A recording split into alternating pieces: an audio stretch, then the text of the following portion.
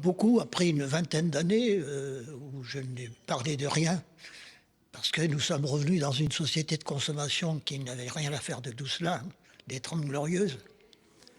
Mais au fil du temps, ce qu'il reste, c'est que ça ressemble beaucoup à un vieux couple qui s'est mal aimé, qui a divorcé et qui continue à se jeter par la figure des reproches.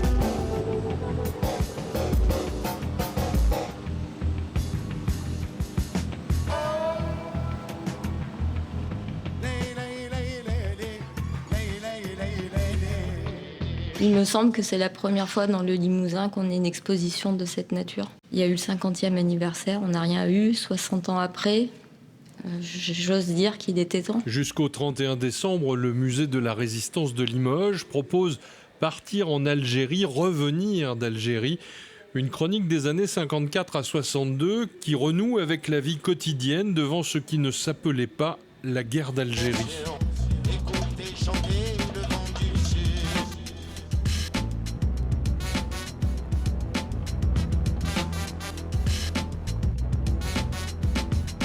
Pour ma part, je fais partie de la génération qui n'est pas née là-bas.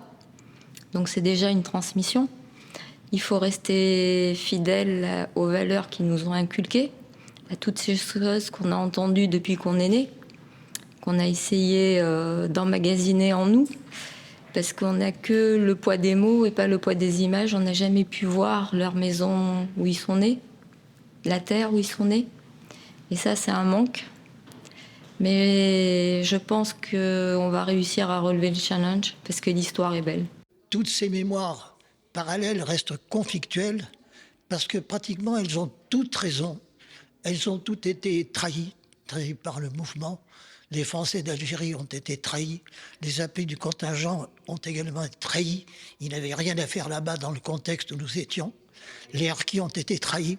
C'est une trahison à tous les niveaux, ce qui fait que dans ces mémoires, quelles qu'elles soient, chacun se présente comme victime et non responsable.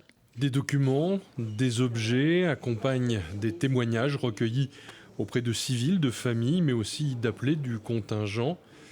Saisissantes, les valises qui, en un instant, disent l'histoire du retour.